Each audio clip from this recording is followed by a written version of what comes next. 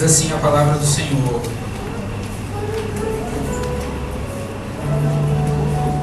eis que no mesmo dia iam dois deles para uma aldeia que distava de Jerusalém 60 estádios, cujo nome era Emaús.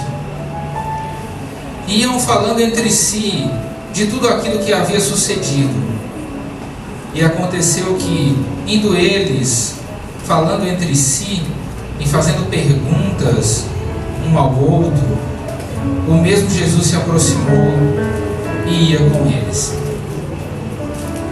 Mas os olhos deles estavam como que fechados, para que não o conhecessem. E ele lhes disse: que palavras são essas que caminhando trocai entre vós? E por que estáis tristes? Amém? Oremos. Senhor amado, a tua palavra diz, ó Deus, que o Evangelho, o verdadeiro Evangelho, não consiste em palavras persuasivas de sabedoria humana, mas em poder. Ó Deus amado, manifesta esse poder entre nós. Ó Deus bendito, nós te agradecemos, porque temos visto o Senhor confirmar a tua palavra através dos sinais.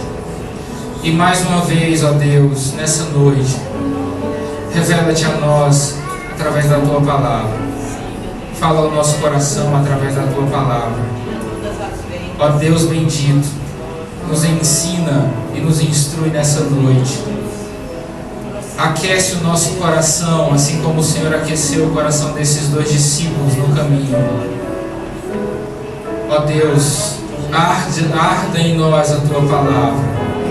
Em nome de Jesus. Amém. Os irmãos podem sentar.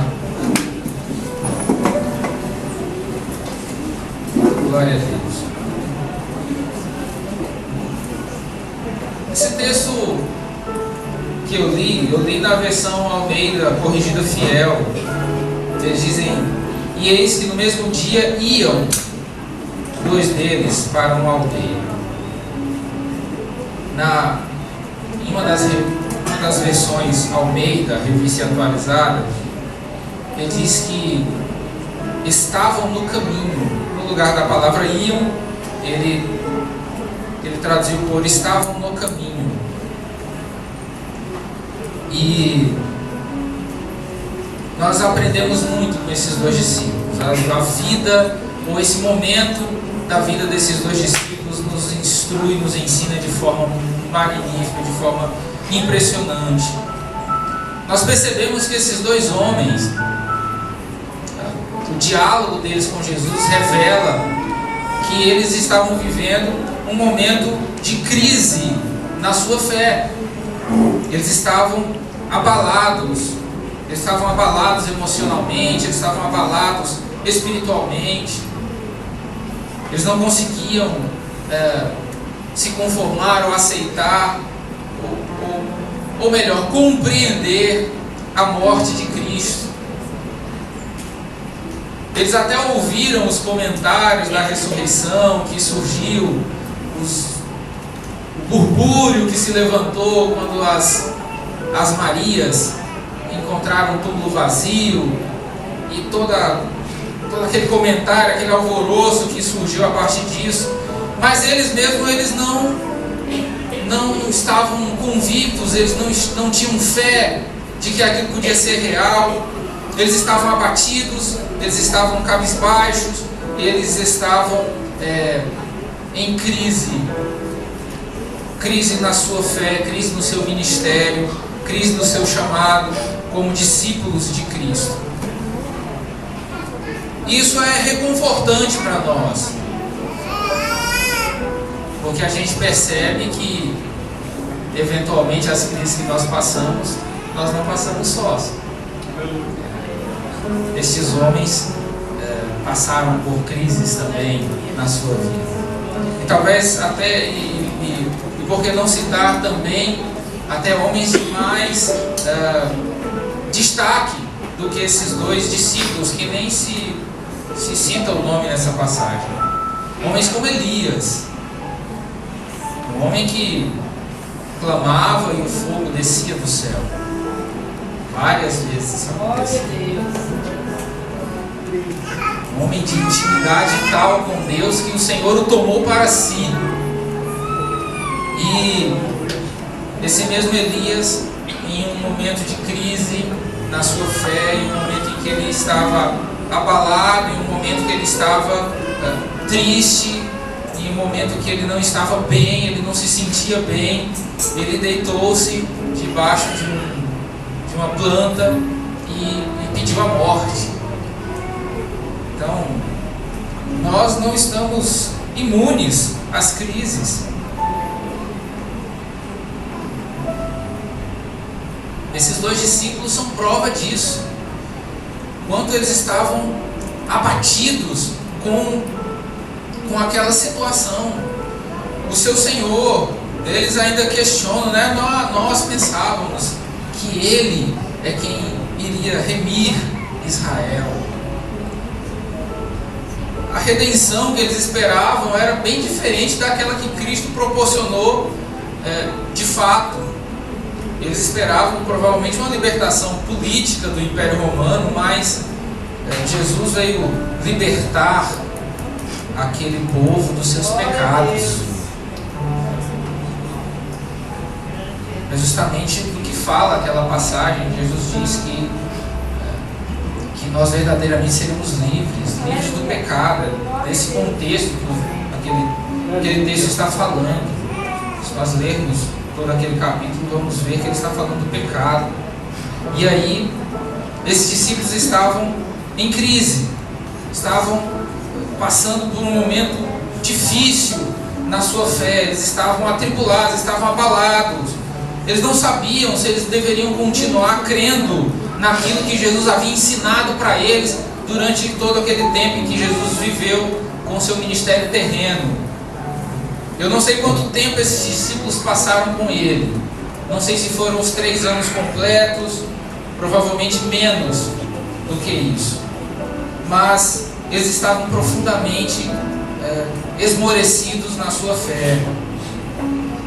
Quando o texto diz que eles estavam no caminho, Emaús era uma cidade que ficava mais ou menos 11 quilômetros de distância de Jerusalém. Então, Jesus já estava usando os seus poderes de Deus, poderes divinos, para se deslocar de um lugar para outro, porque algumas horas antes ele estava em Jerusalém, no jardim, no Getsemane, e algumas horas depois ele já estava próximo de Emaús, 11 quilômetros de distância. Então Jesus já estava glorificado, ressuscitado. Aleluia. E o texto diz que os discípulos estavam no caminho. Quando eu procurei a tradução original dessa palavra, ela vem de uma palavra grega que significa transferir. E também significa colocar a vida em ordem, colocar a própria vida em ordem, seguir a própria jornada, tocar a vida, tocar a própria vida, tocar o próprio caminho, decidir deixar a vida conduzi-lo, sem nenhum trocadilho com aquele cantor de samba. Deixa a vida me levar, Eles estavam mais ou menos mais ou menos o sentido dessa palavra, E isso nos revela uma coisa curiosa, uma coisa até preocupante. Porque se essa palavra original, seguir o caminho, ou no caminho, eu até anotei aqui, poreomai, do grego, ela quer dizer tomar o rumo da própria vida. Então isso é preocupante, porque nos ensina uma coisa, que aparentemente esses discípulos estavam deixando de seguir a Cristo, estavam começando a seguir o próprio caminho deles. Estavam deixando de seguir Jesus, estavam seguindo a sua própria vontade. Quando o texto diz que eles estavam no caminho para Emaús, é como se eles dissessem: olha, eles decidiram ir para Emaús porque não fazia mais sentido estar em Jerusalém. Eles estavam tomando o próprio rumo. Quando o texto diz que eles estavam no caminho para Emaús, Emaús quer dizer banhos quentes. Um nome sugestivo, né? O que será que tinha em Emaús, né? Caldas Novas, né? Gente chique é outro nível, né? Só cita Caldas Novas, Caldas Novas, Rio de Janeiro. Só tem turista aqui. Emaús. A gente vai por ali procurando, né? Barra de Jangada. A gente está aqui na a gente está na redondeza. Então, você vê dois homens que seguiam a Cristo, dois homens que estavam lá do lado de Jesus. Eles eram dos discípulos. Provavelmente esses dois faziam parte daquele grupo de 70 que estavam bem próximos a Jesus, que cumpriam ordens de Jesus, que iam evangelizar pelas cidades, amando de Jesus. E aí a gente vê dois desses discípulos saindo de Jerusalém, indo para um lugar chamado Banhos Quentes, e usando a expressão estar no caminho, como quem diz: agora eu vou seguir a minha vida. Saindo de Jerusalém, indo para Emaús. Provavelmente eles estavam desistindo da caminhada. Provavelmente eles estavam indo para um local onde eles iam descansar, eles iam se desligar do Evangelho, eles iriam se afastar do convívio da igreja, eles iam para um local, simplesmente aproveitar a vida daqui por diante. É o significado que essa palavra tem. Ela quer dizer seguir a própria jornada, seguir a própria vida. E um lugar chamado Banhos Quentes é bem apropriado, né? Faz todo sentido o que esses discípulos decidiram fazer para um lugar onde eles estavam indo. E aí a gente sente um peso no coração deles. A gente sente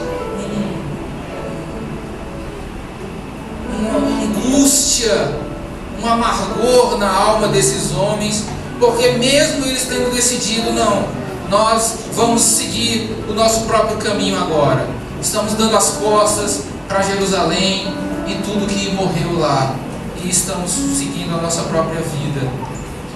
Eles não conseguiam parar de falar naquilo. Eles não conseguiam deixar de expor, externar todo o sentimento que eles tinham pelo que tinha acontecido com Jesus. E nesse momento, o texto diz: o mesmo Jesus se aproximou. Glória a Deus. Aleluia. Glória a Deus. Quando nós decidimos falar de Jesus, quando nós decidimos expor os nossos problemas, as nossas aflições em um sentimento de oração, compartilhando ali com o irmão as nossas dores, as nossas angústias, e questionando o porquê de algumas coisas, e levando em consideração o que Jesus havia feito, que era sobre o que eles falavam. Eles estavam falando de Jesus.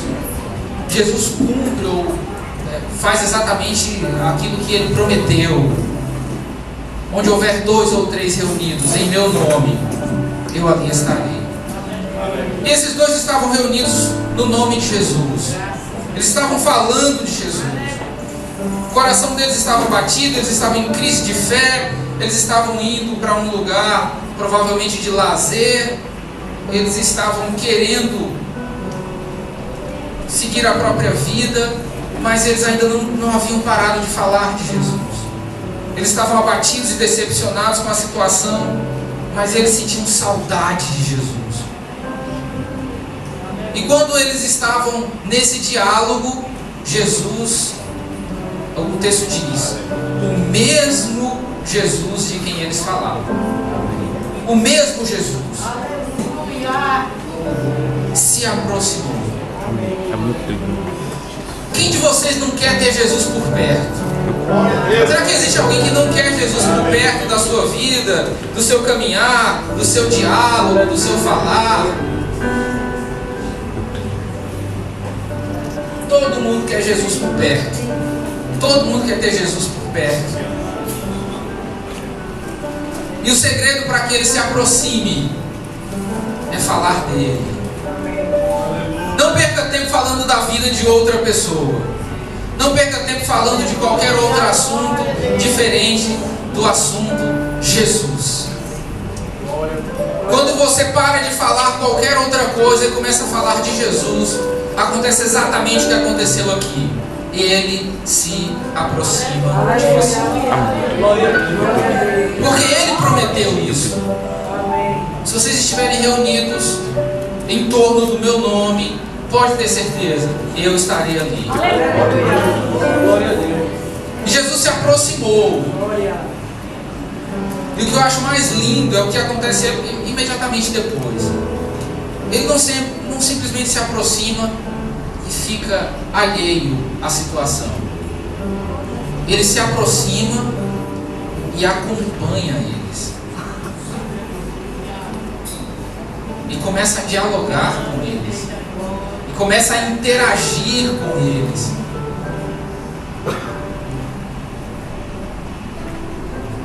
Peça para que Jesus se aproxime de você através do seu diálogo, através das suas palavras, através das suas conversas.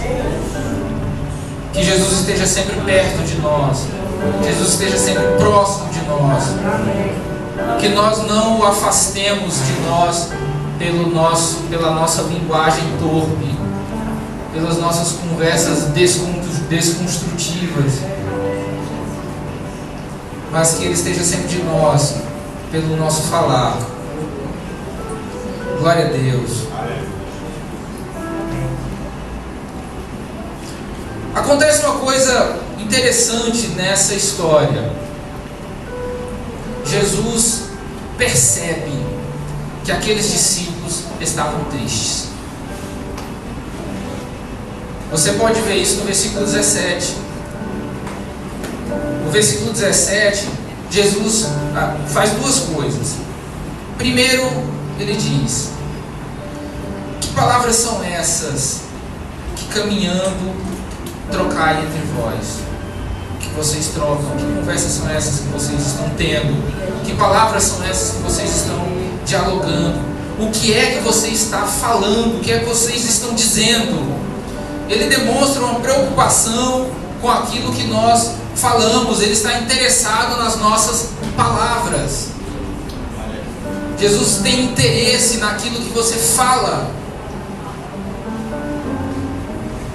Existe uma linha da teologia chamada teologia da confissão positiva, que não é muito correta de se levar em consideração. Ela diz que tudo que você fala tem poder, tudo que você diz acontece. Não é bem assim. Um erro teológico desse pessoal aí da confissão positiva, né? É quase aquele livro do mundo, O Segredo, né? Você começa a dizer e as coisas vão acontecendo só porque você está dizendo, né? Não vai trabalhar não para ver se vem as coisas.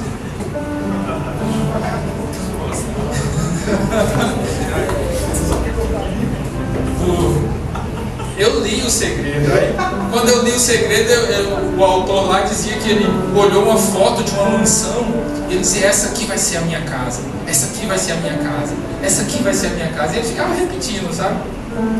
E um dia ele comprou aquela casa mesmo, né? Mas aí eu acho que ele comprou a casa vendendo os livros, né? Para os bestas comprar e aí ele pagou a casa dele com os livros que ele vendeu. Não se consegue as coisas assim. Isso necessariamente não é fé. Se você ministra uma palavra de fé, certamente ela vai acontecer pela fé, mas não simplesmente porque você disse. E muitas coisas acontecem pela fé sem que nada seja dito.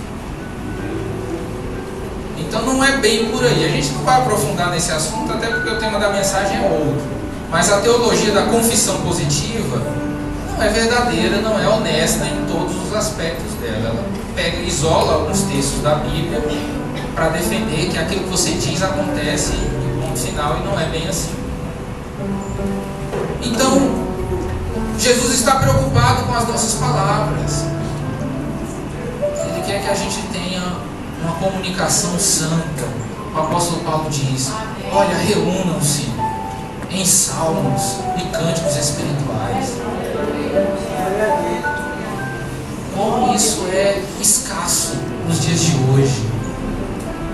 Como são escassos os momentos em que as pessoas se reúnem simplesmente para falar de Jesus. Existem tantos assuntos que são debatidos por nós, entre nós, que poderiam ser substituídos por assuntos muito mais edificantes. E aí Jesus pergunta para eles: qual é o assunto da conversa de vocês?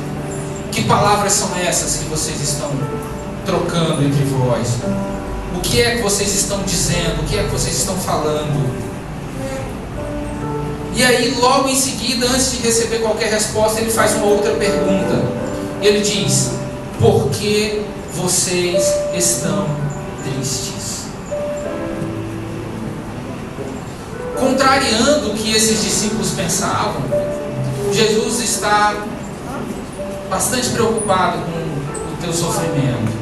Jesus está muito interessado, preocupado no sentido de interesse, preocupado no sentido de estar atento. Está muito interessado no que você sente.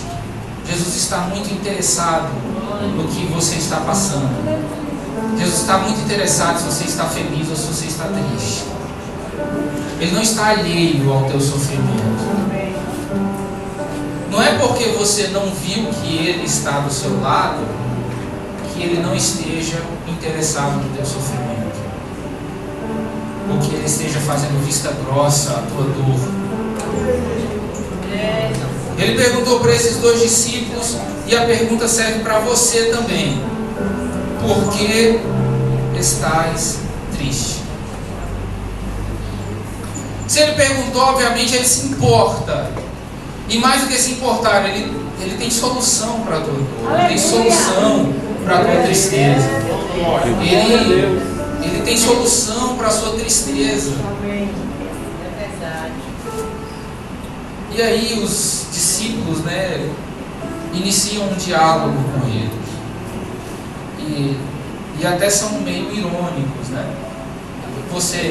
Por acaso você é estrangeiro? Por acaso você não é daqui? Em certo ponto, realmente não era. Ele é do céu. E só você não sabe o que aconteceu aqui. Só você não sabe das notícias que aconteceram nos últimos dias. Como Jesus foi morto pelos maiorais. E aí Jesus começa a pregar a palavra de Deus para eles. E a palavra começa a esquentar, literalmente. A palavra começa a produzir um calor no peito deles. A palavra começa a aquecer o coração deles. Eles começam a sentir algo diferente no íntimo, no interior dele, um calor que se reverte em arrepios pelo corpo. A palavra produzindo o efeito que ela produz. A palavra queimando, ardendo o coração deles. Tanto que quando Jesus se revela para eles, eles dizem: está explicado. As suas palavras não ardiam em nós no caminho. Então a palavra de Deus nos aquece o coração. Glória a Deus, aleluia. O sentido daquela conversa mudou completamente quando Jesus entrou naquele assunto. A direção daquele diálogo mudou completamente. Eles saíram de um estado de tristeza e depressão para um diálogo de alegria e euforia pelo que eles estavam ouvindo de Jesus, sem saber que era Jesus. A palavra aquecia o coração deles. Sabe, quando ele diz aquecer, fala daquele conforto, daquela coisa gostosa. Sabe quando você está com frio e de repente chega algo quente, te envolve e você sente aquela coisa aconchegante ao redor? É desse calor que a palavra estava produzindo na vida deles.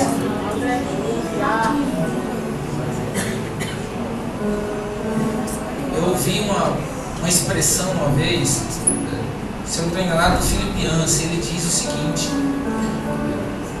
a palavra, ela quebranta e faz chorar aquele que está com o coração duro, mas ela conforta e revigora aquele que já está chorando.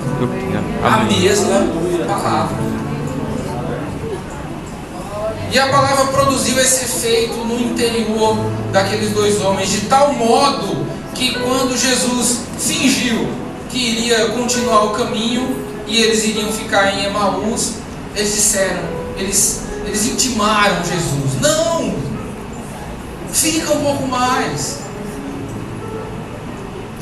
nós queremos ouvir mais das tuas palavras. Quantos de nós faz isso hoje? Quantos de nós fica sem olhar para o relógio quando a palavra estende-se um pouco mais? Quantos de nós começa a ficar impaciente quando o tempo da mensagem se prolonga ou se estende um pouco mais do que o comum? Mas esses discípulos, eles estavam sedentos. Os efeitos da palavra de Jesus em seu interior fizeram com que eles desejassem mais daquelas palavras, mais de Jesus. Glória a Deus. E ao perguntar para aqueles discípulos por que eles estavam tristes, os discípulos foram bem claros na sua colocação. Foram irônicos nas primeiras frases, mas foram objetivos, né? Nós estamos tristes porque Jesus morreu e a gente pensava que era ele, o Messias. E aí Jesus começa, o curioso é que Jesus já tinha explicado para eles. Alguns dias antes de Jesus ir para Jerusalém, ele disse: olha, eu vou para Jerusalém e quando chegar lá eu vou morrer. E 3 dias depois eu vou ressuscitar. Ele disse do jeito que eu estou falando para vocês, com todas as letras. Ele não usou parábola. Ele não fez um arredeio para falar. Não, ele disse: eu estou indo e eu vou morrer. E 3 dias depois eu vou ressuscitar. Ele foi direto assim. E aí os discípulos simplesmente, os mesmos discípulos que viram ele ressuscitar, que viram ele curar leprosos, que viram ele dar vista aos cegos, que viram ele fazer andar os aleijados, que viram ele expelir os demônios, esses mesmos discípulos não creram no que ele havia dito, ou simplesmente não compreenderam o que ele havia dito, ou não quiseram aceitar, ou sei lá o que. E aí o mesmo Jesus começa a usar aquilo que foi dito sobre ele nas Escrituras, começando em Moisés, no Pentateuco, nos livros da lei, né, e passando adiante por toda a Escritura, explicando para eles: olha, isso tinha que acontecer mesmo, estava escrito que isso iria acontecer. Isso nos revela uma coisa interessante que você vai encontrar no versículo 45. No mesmo capítulo, Lucas 24, vamos ler o versículo 45 e o 46. Amém? Abra aí a sua Bíblia. Lucas 24, 45 e 46, mesmo capítulo.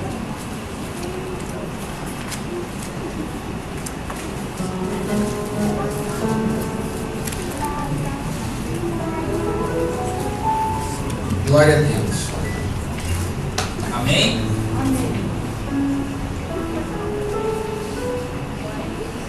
Então lhes abriu o entendimento para que pudesse compreender as Escrituras. Ele disse: está escrito que o Cristo haveria de sofrer e ressuscitar dos mortos no terceiro dia. Como é que Jesus trouxe sossego para a alma daqueles dois discípulos que estavam tristes? Como foi que a alegria veio ao coração daquele que estava triste? Isso é uma coisa prática. Amém? Quando você estiver triste, se você estiver triste, em algum momento da sua vida você estiver triste, mesmo que você não esteja hoje, mas é óbvio que você vai ficar triste mais cedo ou mais tarde, porque não tem como evitar isso. Gostaria, mas não tem como. E esperamos que os momentos de tristeza sejam muito resumidos na nossa vida, que eles aconteçam muito raramente na nossa vida, mas eles vão acontecer. Aconteceram com Cristo, porque os servos seriam melhores do que o Senhor. Palavras do próprio Jesus.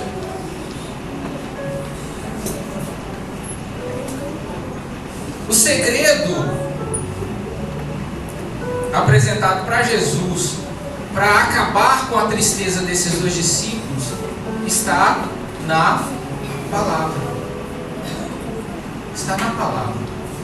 Os discípulos estavam tristes. Jesus percebeu que eles estavam tristes. Jesus perguntou para eles por que eles estavam tristes. E eles deram o motivo deles. E você vai dar o seu motivo. Eu estou triste por causa disso. Eu estou triste por causa daquilo. E não importa o motivo pelo qual você esteja triste, mas a solução e o remédio para a tristeza é um só: a palavra. Eu creio. Glória a Deus. Jesus ouve a desculpa para a tristeza deles. Talvez Jesus tenha achado graça, né? Eles estão tristes por minha causa, e eu aqui do lado deles. Eles estão tristes porque eu morri, e eu estou aqui vivo do lado deles. Glória a Deus. E aí, independente da resposta que aqueles discípulos disseram, o remédio que Jesus propôs para eles foi um só: a palavra. A palavra de Deus. A palavra de Deus vivifica. A palavra de Deus é viva e eficaz. Ela produz no seu interior a solução para os problemas. Mesmo que exteriormente os problemas não tenham sido solucionados, mas interiormente eles estarão solucionados. Porque a paz que excede todo entendimento passa a reinar dentro de você. E os problemas passam a não fazer nenhum sentido mais. É isso que o Salmo 23 diz: o Senhor é o meu pastor e eu não vou sentir falta de nada. Pode até faltar, mas eu não sinto falta. O Senhor é o meu pastor, de nada sentirei falta. E a palavra foi usada por Jesus, começando de Moisés em diante, para trazer alegria para o coração daqueles dois homens. E só a palavra já produziu o efeito necessário, tanto que eles não queriam deixar Jesus seguir. Mas a alegria se completou em um momento. A alegria deles se completou quando Jesus partiu o pão. Aquele foi o ponto alto da alegria daqueles discípulos. Eu não duvido que pelo menos um deles tenha caído para trás de susto, de alegria, de regozijo quando Jesus desapareceu diante deles. Certamente a alegria estava reinando no coração deles sem nenhuma sombra de dúvida. O texto não é explícito em dizer isso, mas eu tenho absoluta certeza que a alegria que começou com a palavra se completou quando ele partiu o pão. E esse momento nos revela duas coisas interessantes. Primeiro, o partir do pão simbolizava o momento da comunhão, sabe? Olha, aquilo que eu tenho, eu estou dividindo contigo aqui. Eu estou partilhando. Eu me importo com você. Eu estou aqui contigo, participando da mesma situação que você. Eu estou na mesa com você. Isso é muito forte para um judeu. Você encontrar com uma pessoa desconhecida e ir para a mesa com ela, para um judeu, não é algo comum. Não é algo normal. Não é algo tradicional, não é algo convencional.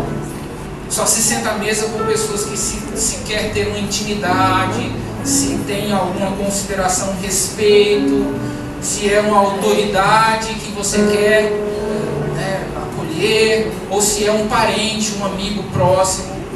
Então não era comum você esbarrar com alguém na rua, vem aqui para a mesa comigo. Hoje não é, imagina naquela época, dentro dessa cultura judaica,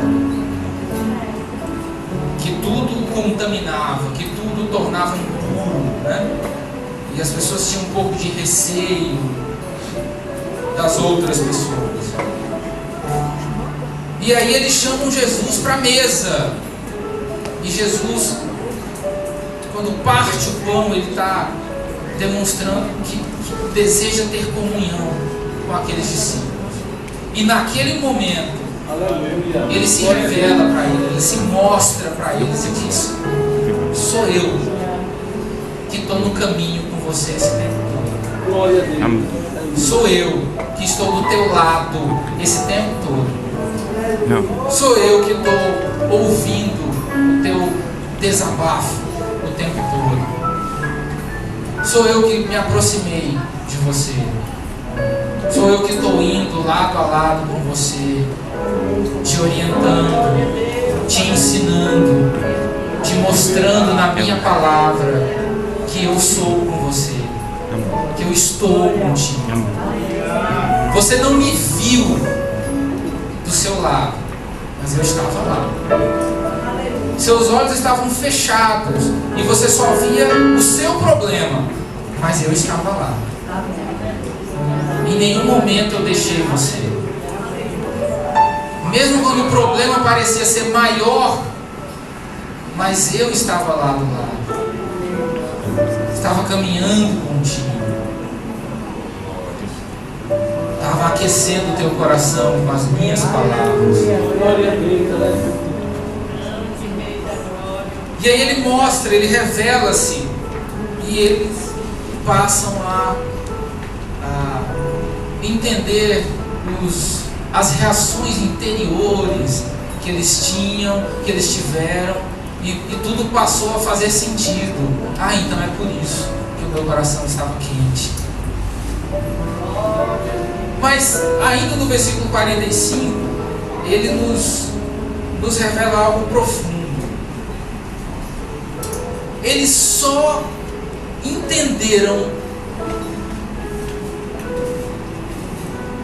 eles só compreenderam, só fez sentido para eles. Isso aqui é muito importante. Me escute com toda a atenção que você puder. Jesus abriu os olhos deles. Amém.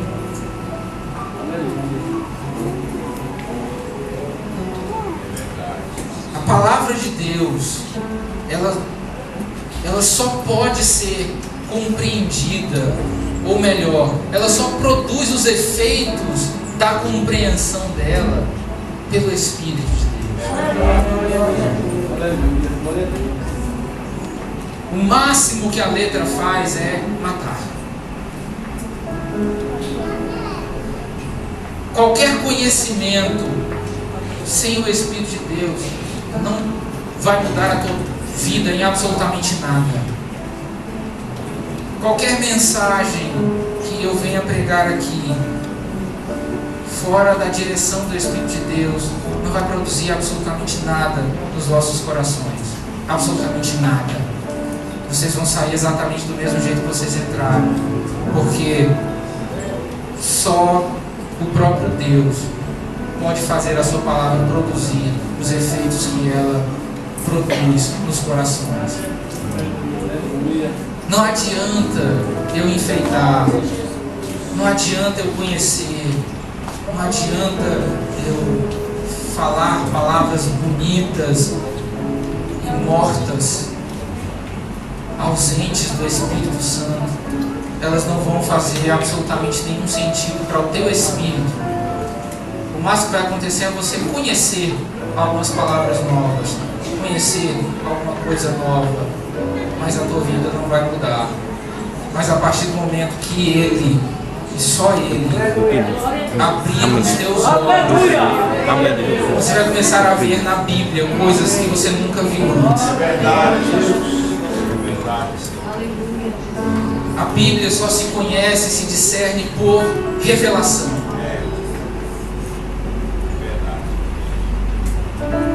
Uma vez Deus me disse que Ele me daria o conhecimento da palavra dele. Eu tenho absoluta certeza, eu não tenho nenhuma dúvida de que aquilo que eu prego, ou aquilo que eu entendo da palavra de Deus é sobrenatural. Não tem condição de ser natural. Não tem condição de ser humano. Eu não li a Bíblia tantas vezes assim. Eu não conheço tanto assim. Minha memória é 256 KB só. Eu não tenho 32 GB de memória não. A memória é baixa. Eu me esqueço das coisas com muita facilidade. Mas eu já preguei mensagens 15 anos depois. O irmão me encontra e fala da mesma mensagem. Chega e irrita às vezes. 15 anos. Faz um tempinho que eu prego, estou ficando preocupado já. A idade está, tá chegando. E aí ele diz o seguinte, mais na frente. E lhes disse, está escrito. Jesus sempre usou a palavra para combater todos os seus inimigos humanos e todas as potestades. Na tentação, ele citou o livro de Deuteronômio 3 vezes. Ele citou 3 passagens do livro de Deuteronômio contra o diabo.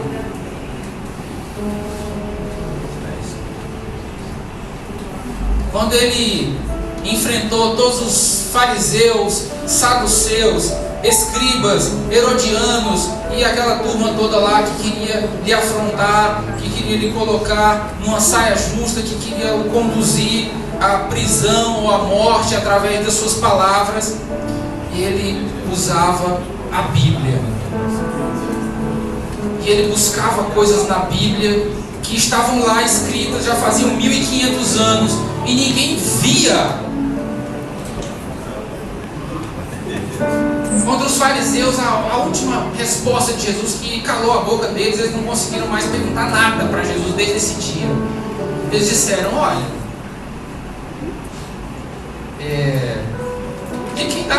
de quem o Messias é filho? Aí eles disseram, o Messias é filho de Davi. Aí Jesus disse, como é que no Salmo 110 diz que Davi chama o Messias de seu Senhor, se o Messias é filho dele? Que inversão de autoridade é essa? Aí eles não sabiam responder. Mas estava lá na Bíblia, sempre esteve. E eles eram os estudiosos da Bíblia, eles eram os eruditos da Bíblia. Eles eram os profundos na palavra e não conseguiam responder uma coisa simples dessa. Ele perguntou para Nicodemos: Nicodemos, de onde é que vem o vento? Aí Nicodemos disse: Senhor, eu não sei. Como é que a gente vai falar das coisas espirituais, Nicodemos? Se as coisas da terra você não tem resposta, eu não posso falar das coisas espirituais para você. Se as terrestres são mais altas do que você pode entender, como é que eu vou falar das do céu? A palavra de Deus, ela tem que ser desejada pelo teu espírito, pela tua alma, como quem está faminto e deseja comer, porque ela é alimento, ela é pão. Então, peça a Deus a revelação da palavra.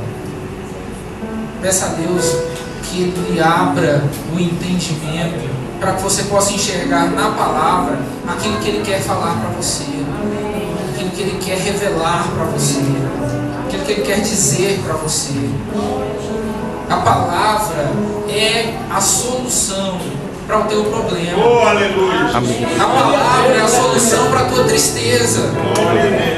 Jesus pergunta: por que você está triste? E como solução para isso, ele apresenta a palavra. Ele não passa a mão na cabeça dos discípulos e diz: não fica assim, dá 2 tapinhas nas costas dele. Não, ele leva a palavra. E a palavra produz dentro deles o que ela quiser produzir. A palavra produz no interior deles aquilo que ela tem que produzir. A palavra vai fazer em você aquilo que precisa acontecer na tua vida. É a palavra que vai fazer isso. Não é o pregador. É a palavra. Só a palavra. Amém?